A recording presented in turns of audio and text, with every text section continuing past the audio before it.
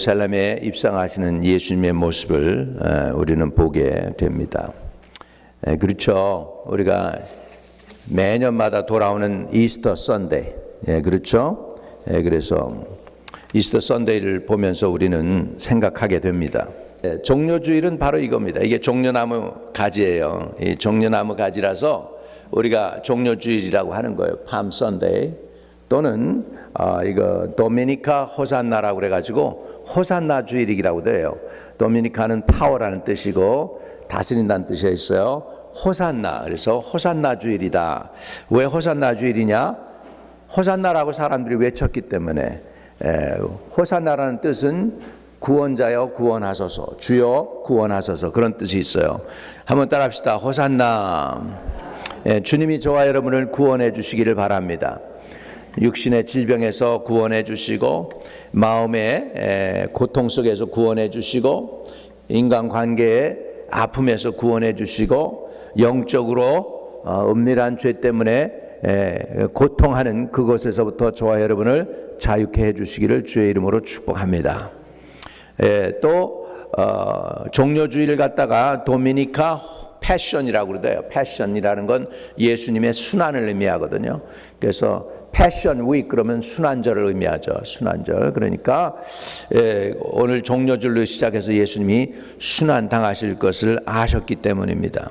예수님의 생애는 여러분 몇 년이죠? 몇 년 동안 사셨죠? 주님이 33년 동안 사셨죠. 33년 동안 사셨는데 33년 동안 사시면서 기록 중에 보면 1살부터 해서 30세까지의 기록은 딱 한 번 나와요. 그건 뭐냐면 예수님이 성전에서 그 제사장들과 랍비들과 이야기하느라고 부모는 그냥 집을 떠난 집 쪽으로 향해 갔는데 사흘길 가다 보니까 애가 없어졌네.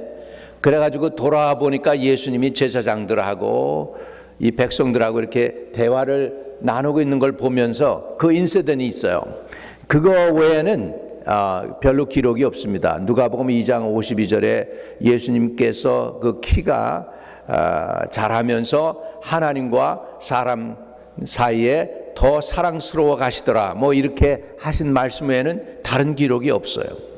그런데 30세부터 33세까지의 기록이 많습니다. 그 중에도요, 마지막 33살, 마지막 주님이 이 땅 사역을 마무리 짓는 1년이 기록이 제일 많고요. 그 1년 중에도 예수님에 관한 기록이 제일 많은 게 뭐냐면 마지막 한 주간입니다.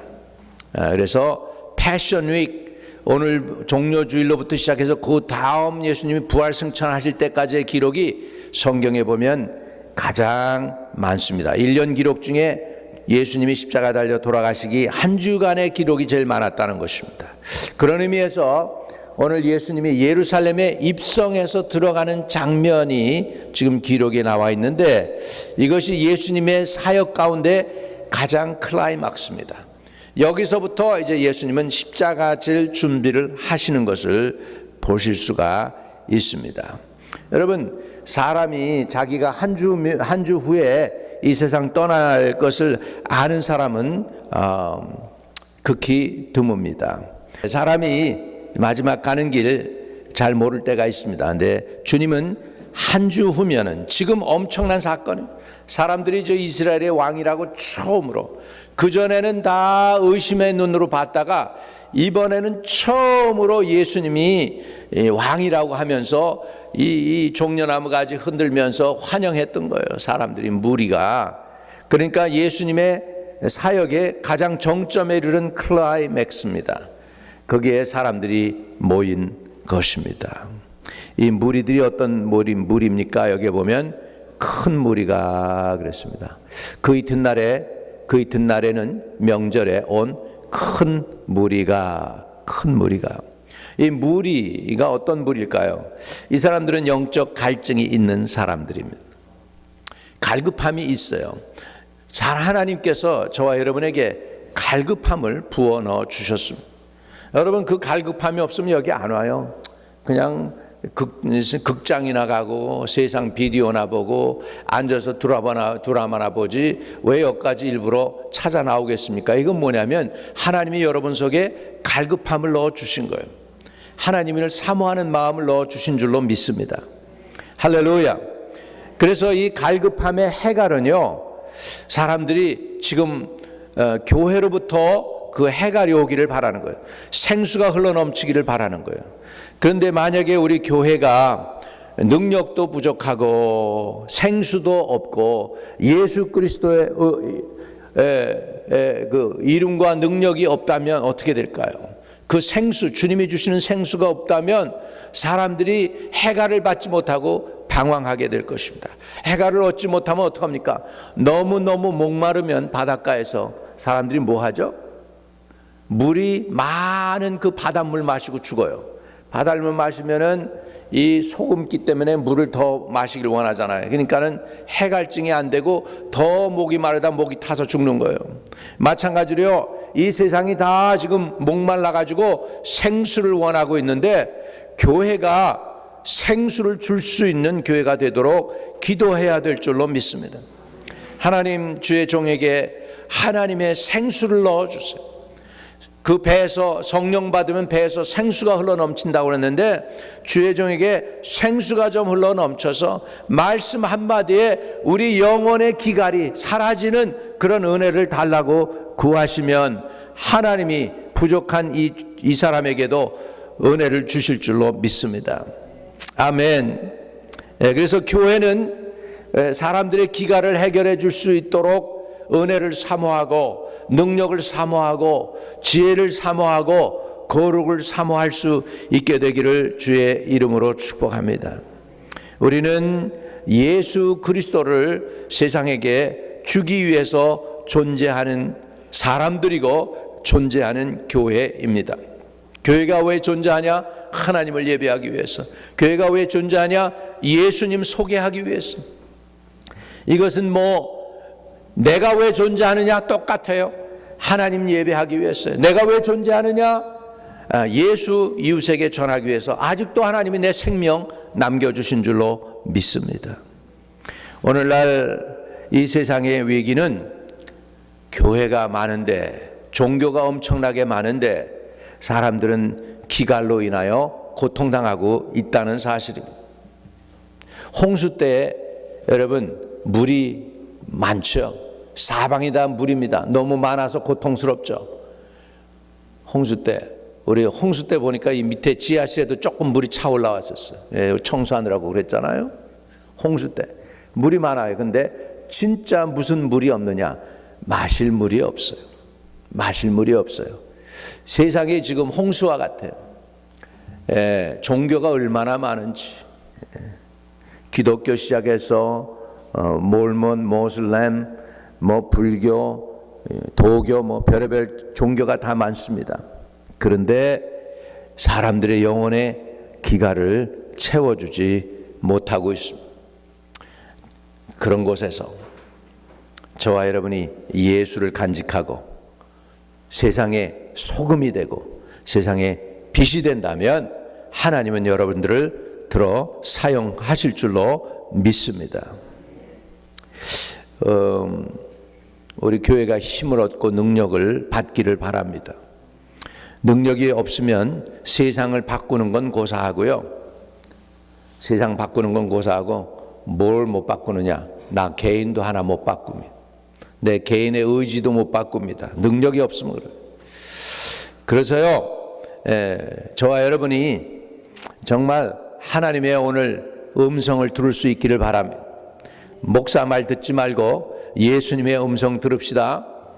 아멘. 무슨 목사님 무슨 뚱딴지 같은 얘기하고 계십니까? 목사 말 듣지 말고 예수님 말을 들으라고 하는데 그 의미는 뭐냐면 저가 인간적인 말을 하기를 원치 않고 나도 예수님 안에서 예수님 하신 말씀만 전하고 싶어요.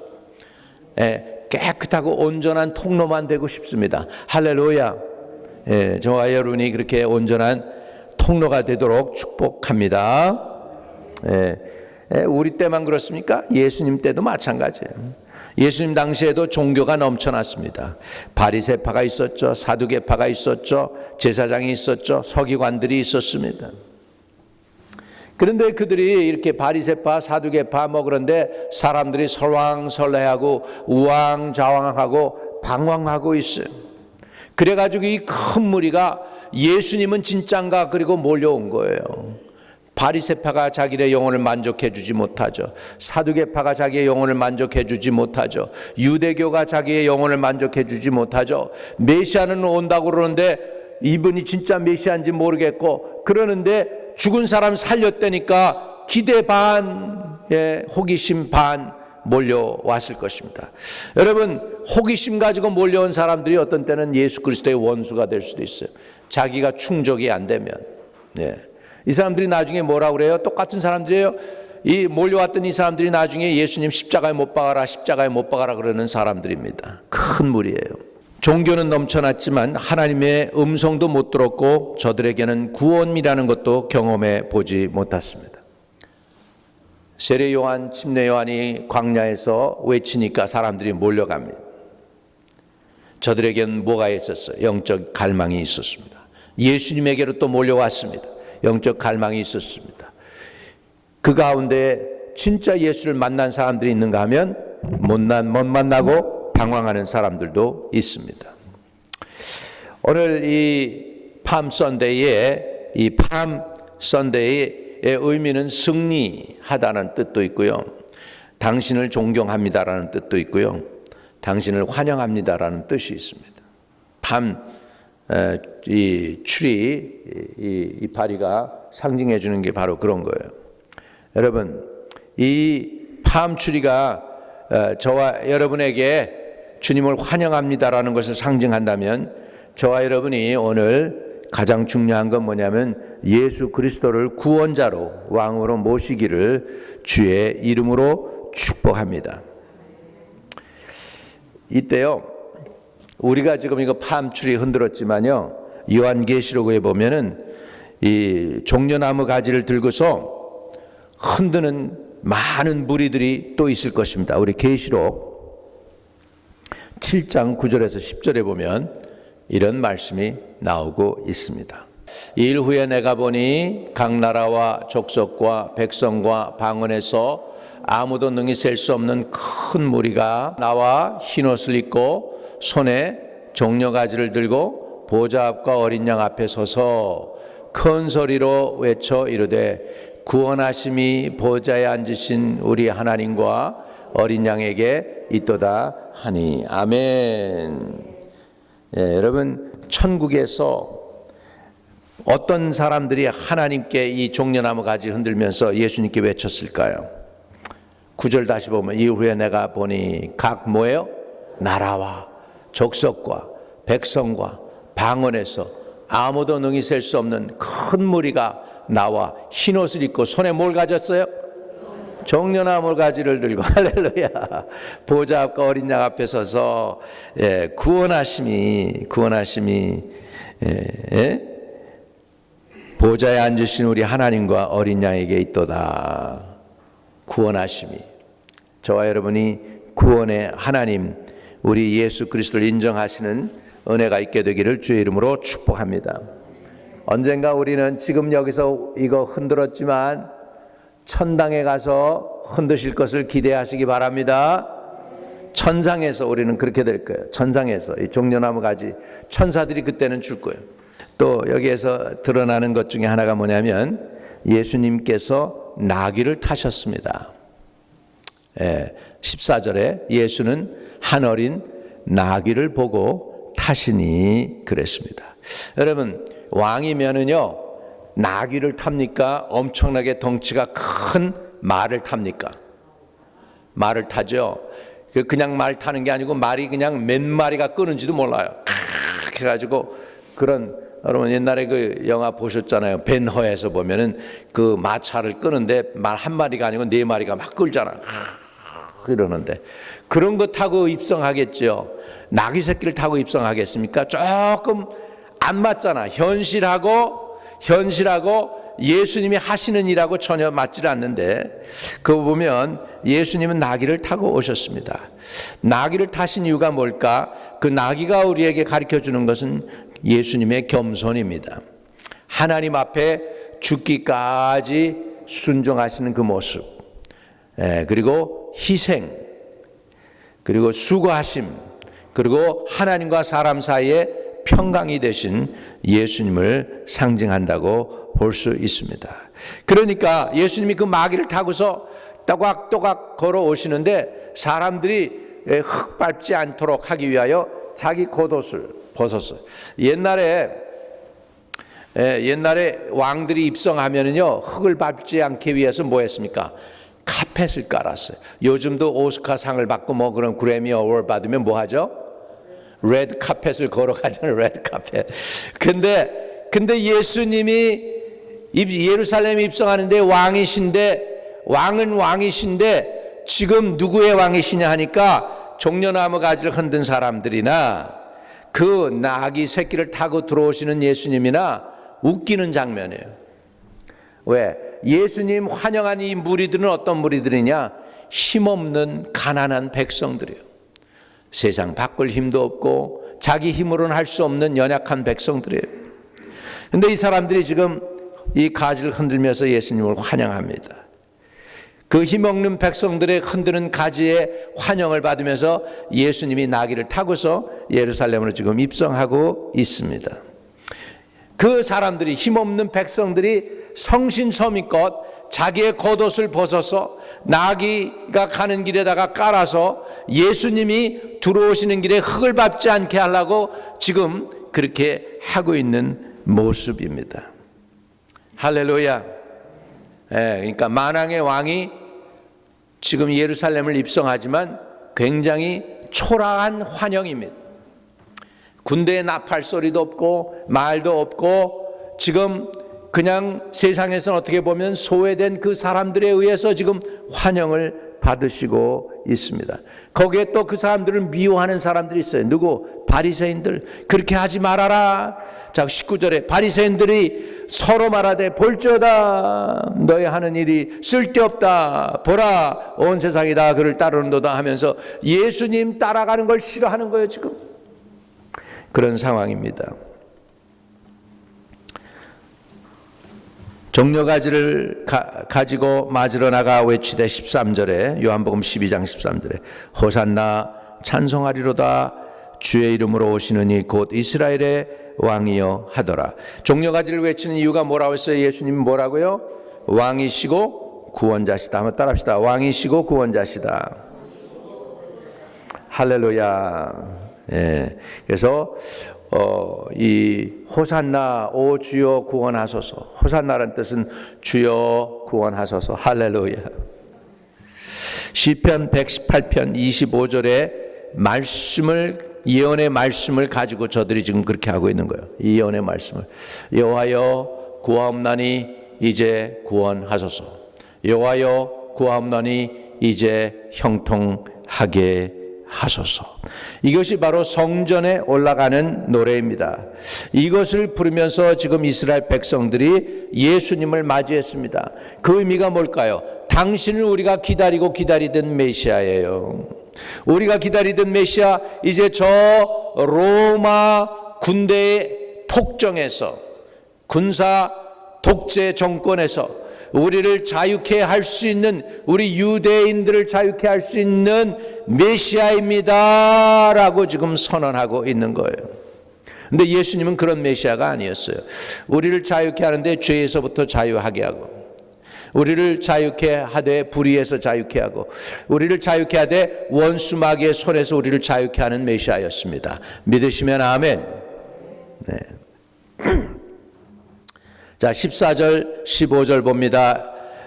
요한복음 12장 14절 15절 예수는 한 어린 나귀를 보고 타시니 이는 기록된 바 시온에 따라 두려워하지 말라 보라 너의 왕이 나귀 새끼를 타고 오신다 함과 같더라.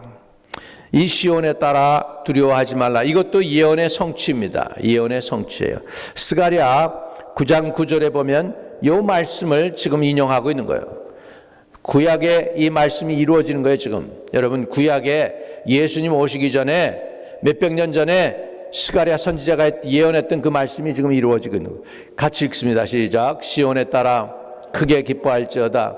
예루살렘에 따라 즐거이 부를지어다. 보라, 내 왕이 내게 임하시나니 그는 공의를 베풀며 구원을 베풀며 겸손하여서 나귀를 타시나니 나귀의 작은 것 곧 나귀 새끼니라. 몇백 년 전 예수님이 예루살렘에 입성할 때 말 타고 입성하는 게 아니고 나귀 타고 입성한다고 지금 예언해 놓고 있어요.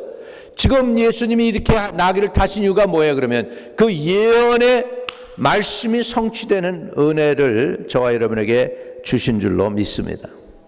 아멘. 예수님은 개선장군이 아니셨습니다. 오히려 도살장에 끌려가는 소와 같고 털 깎는 자 앞에서 잠잠한 어린 양과 같았습니다.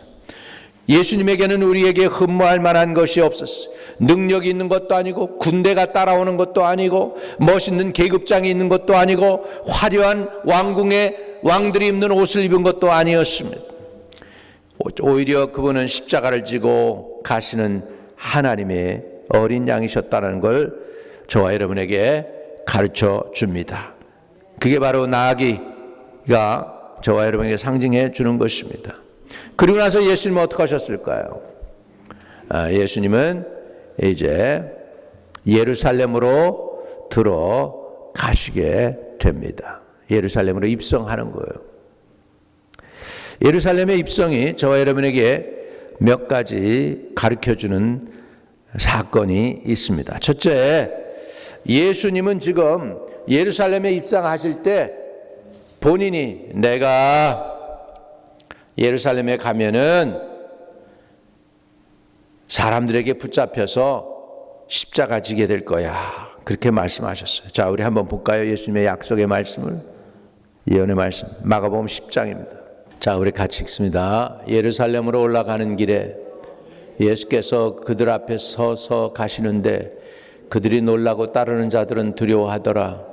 이에 12 제자를 데리시고 자기가 당할 일을 말씀하여 이르시되, 보라, 우리가 예루살렘으로 올라가노니 인자가 대사장들과 서기관들에게 넘겨지매 그들이 죽이기로 결의하고 이방인들에게 넘겨주겠고 그들은 능욕하고 침뱉으며 채찍질하고 죽일 것이나 그는 3일 만에 살아나리라 하시니라.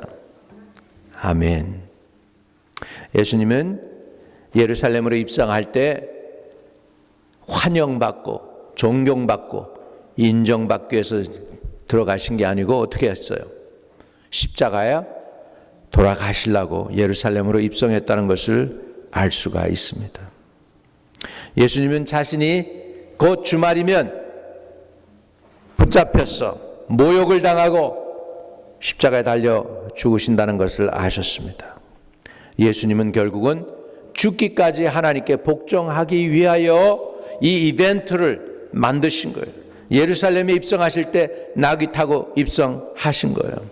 두 번째, 예루살렘의 입성이 우리에게 가르쳐주는 것은 하나님의 예언의 말씀이 예수님을 통하여 성취되셔서 예수님이 참 메시아라는 것을 우리에게 가르쳐 주시고 계십니다. 스가랴 9장 9절에 예수의 태어나실 장소, 모습, 그리고 예루살렘에 입성되어야 할 모든 것들이 다 예언되어져 있습니다. 예수님은 베들레헴에서 태어날 것이요, 베들레헴, 유대 땅 베들레헴아, 내가 작은 고을이지만 가장 작지 아니하도다. 내게서 세상을 다스릴 메시아가 나오리라. 미가서에 보면 예언해 주셨습니다. 예수님이 예루살렘에서 고난당하시고 십자가에 달려 돌아가실 것 또한 성경은 예언해 주셨습니다. 이렇게 예수님은 예언의 성취를 위하여 예루살렘에 입성하신 거, 나귀 타고 입성하신 것을 우리는 깨닫기를 바랍니다. 결국은 왜 예언이 성취가 되어야 하느냐? 예수님이 메시아인 것을 증거하기 위해서는 그것을 사람들이 알아야 되기 때문에 우리는 이 예언이 성취된 모습을 볼 수 있고 예수님을 믿어야 될 줄로 믿습니다. 12장 15절에 있는 말씀 보십시오. 15절에 다시 요한복음 12장 15절에 이는 기록된 바 시온에 따라 두려워하지 말라 보라 너희 왕이 나귀 새끼를 타고 오신다 함과 같더라. 아, 스가랴에 있는 말씀이 예언이 이루어졌구나. 오늘 예수님이 예루살렘에 입성하실 때 예수님이 진짜 메시아구나. 말 타고 오신 분이 아닌 나귀 타고 오신 분이 진짜 메시아구나. 우리가 바라던 그분이 메시아구나. 이스라엘 사람들에게 주님이 알게 하기를 원하셨던 것입니다. 할렐루야. 또 예루살렘에 입성하신 그 예수님, 그분이 하나님의 어린 양으로 오셨다는 것을 우리에게 가르쳐 주십니다. 이 무리가 왜 이렇게 예수님을 완전히 예수를 메시아로 받아들이고 주님을 환영했냐 하니까 이유가 있어요. 그 전에 어떻게 했습니까? 예수님이 나사로의 집에 가요. 그래가지고 어떻게 해요? 죽은 나사로를 살려요. 죽은 나사로 살린 것을 보더니 사람들이 이분이 진짜구나 이렇게 하면서 환영하게 된 거예요. 이해되시면 아멘. 여러분, 죽음은 마지막이에요. 인간에게 있어서. 세상에 예수님 이후로 죽었다가 깨어난 사람들이 그렇게 많지가 않아요. 성경에는 몇 인물이 있죠. 죽지 않고 주님 곁에 간 사람. 누구? 옛날 선지 에녹이 그랬고, 누구? 엘리야 선지자도 그랬고요. 할렐루야. 좀 있지만은, 그렇지만은 예수님 당시에, 지금 이때 당시에 정말로 죽은 사람이 살아나는 걸 본 사람 아무도 없어. 근데 예수님은 예언하잖아요. 본인이 죽으셨다가 부활하신다고요. 아멘. 우리 부활절이 다가오고 있습니다. 부활절 날 예수님의 부활의 능력을 체험할 수 있기를 주의 이름으로 축복합니다. 예수님은 하나님의 어린 양으로 오셨습니다. 자, 이사야 53장 5절을 봅시다. 같이 읽어 시작. 그가 찔림은 우리의 허물 때문이요 그가 상함은 우리의 죄악 때문이라. 그가 징계를 받음으로 우리는 평화를 누리고 그가 채찍에 맞음으로 우리는 나음을 받았도다. 아멘. 예수님이 바로 이 어린 양이 되셔서 이 땅에 오셨습니다. 여러분, 학자들이 연구해 보니까 예루살렘에 예수님 당시에 인구가 25만 6천 명 정도래요. 근데 이게 다 유대인들이에요. 그리고 유대인들은 뭘 하냐면은 6월절만 되면은 양을 잡아서 제사를 드려요. 그러면 유대인들이 잡아서 하나님께 바치는 그 제사 그 양들이 몇만 마리가 죽느냐면 25만 6천 마리를 잡는 거예요. 그러면 예루살렘의 그 강물이 다 피로 변한대요. 예. 그 예루살렘은 결국은 피바다가 되는 거예요. 왜 어린 양들이 이렇게 죽어가야 되느냐? 그 보혈로 인해서 유대인들의 죄가 사함 받아야 되니까 6월절 날. 이해되시면 아멘. 근데 우리 주님께서 그날 6월절 날 붙잡히셔서 고난당하시고 피 쏟으시고 죽으심으로 인해서 저와 여러분을 구원하는 하나님의 어린 양으로 오신 줄로 믿습니다. 아멘. 그러기 때문에 우리가 외칠 수 있는 건 구원하심이 보좌에 앉으신 우리 하나님과 어린 양에게 있도다라고 말씀하시는 것입니다. 오늘 종료주일에 오늘 저와 여러분이 깨달아야 될 은혜는 뭐냐면 예수님은 죽기까지 복종하셨습니다. 예수님의 삶은 예언의 성취가 되셨습니다. 예수님은 하나님의 어린 양으로 오셨습니다. 오늘 이날 없었더라면, 예수님이 죽으심이 없었더라면 저와 여러분은 아직도 구원 못 받고 방황하는 우주의 고아가 될 뻔했던 사람들. 예수님이 오심으로 인해서 이제는 하나님에게로 저와 여러분을 이끌어 주셨습니다. 그분은 왕이기 때문에 원수인 원수마귀를 대적해서 물리쳐서 이겨 주셨습니다. 아멘. 우리 옛날 우리 조상들의 왕 중에 조선의 왕이 있었죠. 일본군이 조선을 침투하니까 어떻게 했습니까? 왕이 조정을 버리고 어디로 가요? 궁궐을 버리고 저 중국 쪽으로 도망을 가. 백성을 지킨 게 아니고 그냥 제일 먼저 지가 죽지 않겠다고 주랭랑했어요. 그런 왕. 근데 우리 주님은 원수 마귀와 싸워서 이겨서 죄를 이기고 저와 여러분을 승리하게 하신 만왕의 왕이신 주 예수 그리스도를 믿으시기 바랍니다. 예수님은 따라합시다. 제사장. 예수님이 제사장이신 이유가 왜 그럴까요? 저와 여러분의 죄를 해결해 주셨습니다. 그래서 히브리서 3장을 보면은 대제사장 되신 주 예수 그리스도를 깊이 생각해라. 대제사장 되신 예수 그리스도를 깊이 생각하면 뭐가 올까요? 거기에서 죄 문제가 해결됩니다. 우리 같이 읽어요. 시작. 그러므로 함께 하늘의 부르심을 받은 거룩한 형제들아, 우리가 믿는 도리의 사도이시며 대제사장이신 예수를 뭐예요? 깊이 생각해라. 예수님 에 대해서 깊이 묵상하고 생각하면 뭐가 해결되느냐? 따라합시다. 내 죄가 예수님으로 인해 해결된다. 아멘. 예.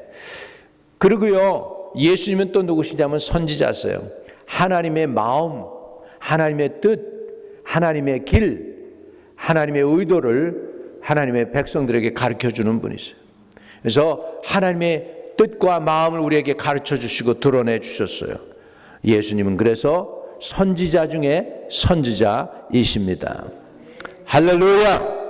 오늘 우리가 배웁니다. 예수님은 뭐예요? 왕이십니다. 마귀를 진멸하신 왕이십니다. 예수님이 오신 목적은 마귀를 진멸하러 왔다고 하셨습니다.